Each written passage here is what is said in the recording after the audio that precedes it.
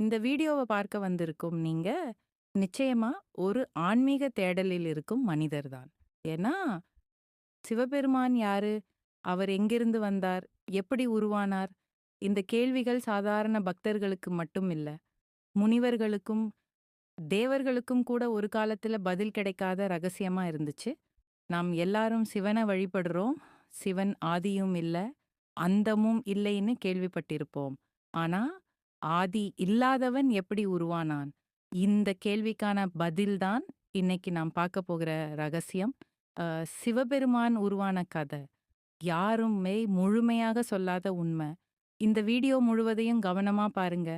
கடைசியில சிவன் பற்றி நீங்க நினைச்சதே இல்லாத ஒரு உண்மை உங்களுக்கு தெரியும்.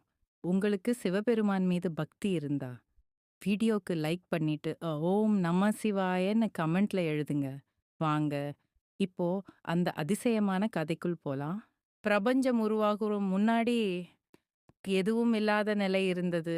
ஒளி இல்ல, இருள் கூட இல்ல, காலம் இல்ல, திசை இல்ல, சத்தம் இல்ல, அமைதியும் இல்ல.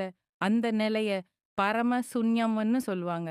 அந்த சுன்யத்துக்குள்ள ஒரு அதிசய அலை இருந்தது. அது சத்தமில்லாத ஒலி, அசைவில்லாத அதிர்வு. அந்த அதிர்வு தான் முதலில் தோன்றிய சக்தி. அந்த சக்திக்கு உருவம் இல்ல, பெயர் இல்ல. ஆனா, அது விழிப்புணர்வு கொண்டது. அந்த விழிப்புணர்வே பிறகு பிரபஞ்சமாக விரிய ஆரம்பிச்சது.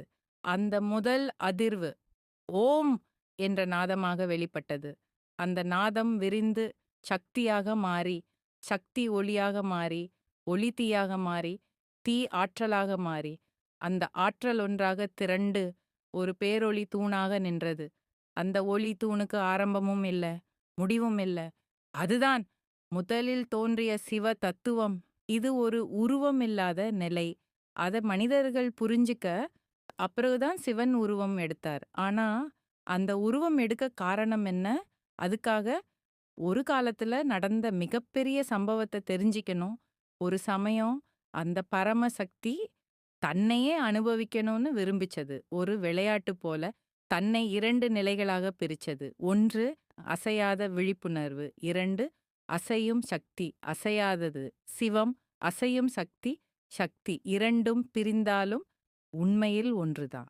அந்த சக்தி விரிந்து உலகங்கள உருவாக்க ஆரம்பிச்சது. காலம், திசை, நட்சத்திரங்கள், உயிர்கள் எல்லாம் தோன்றின. ஆனா, அந்த படைப்புக்குள்ள ஒரு சமநிலை தேவைப்பட்டது. உருவாக்கம் மட்டும் இருந்தா குழப்பம் வரும். அழிவு மட்டும் இருந்தா வெறுமை வரும். அதனால அந்த பரம்பொருள் 3 நிலைகளை உருவாக்கியது. படைப்பு, பாதுகாப்பு, அழிவு. இந்த 3க்கும் ஒரு ஆதாரம் தேவைப்பட்டது. அந்த ஆதாரமா அந்த முடிவில்லாத ஒளி, தூண் ஒரு உருவத்தை எடுத்தது. முதல் முறையாக சிவபெருமான் அறியக்கூடிய வடிவத்தில வெளிப்பட்டார். ஆனா, அந்த உருவம் மனித உருவம் இல்ல, அது லிங்க வடிவம். ஏன் தெரியுமா? லிங்கம் என்றால் எல்லாம் அதிலிருந்து தோன்றி, அதிலேயே கரையும்னு அர்த்தம். அதாவது, அது தொடக்கமும், முடிவும், அது வடிவமில்லாத வடிவம். அதனால்தான் சிவன் முதலில் லிங்கமாக தோன்றினார். காலம் கடந்து படைப்பில் அகங்காரம் வளர ஆரம்பிச்சது. உயர்ந்தவர்கள் தாங்கள்தான் எல்லாவற்றுக்கும் காரணம் என்று நினைக்க ஆரம்பிச்சாங்க.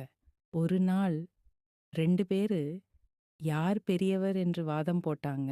அந்த நேரம் திடீர்னு அவர்களுக்குள் ஒரு பேரொளி தூண் தோன்றியது. அது மேலே போய் முடிவே தெரியல. கீழ போய் அடியே தெரியல. அந்த ஒளி தூண் அவர்களின் அகங்காரத்த உடைக்க வந்தது. அவங்க மேலே போய் முடிவைக் காண முயன்றாங்க. கீழ போய் ஆதியைக் காண முயன்றாங்க. ஆனா முடியல. அப்போதான் புரிஞ்சது, அந்த ஒளி, அந்த முடிவில்லாத இருப்பு, அந்த எல்லையற்ற உண்மை, அதுவே சிவன்.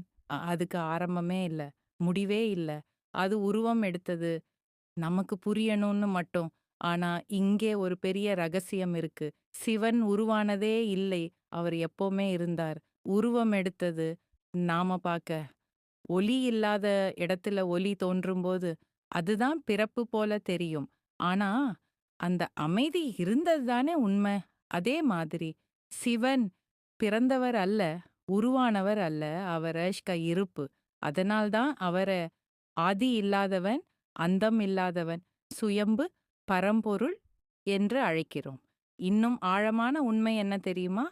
இந்த பிரபஞ்சம் உருவான அதே சக்தி நம்ம உள்ளேயும் இருக்கு. நம்ம உள்ளே இருக்கும் விழிப்புணர்வு, நம்ம சுவாசத்துக்குள்ள இருக்கிற நாதம், நம்ம உள்ள அமைதி, அது எல்லாம் சிவத்தின் பிரதிபலிப்பு. அதனால தான் சொல்லுவாங்க, சிவன் கோவிலில் மட்டும் இல்ல, மனசு அமைதியான இடத்துல இருக்காரு. ஒரு முனிவர் சொன்னாரு, "சிவன தேடாதே, நீ அமைதியாக இரு, அவர் வெளிப்படுவார்." ஏன்னா, அவர் வெளியில் உருவானவர் இல்ல, உள்ள விழித்தெழுபவர்.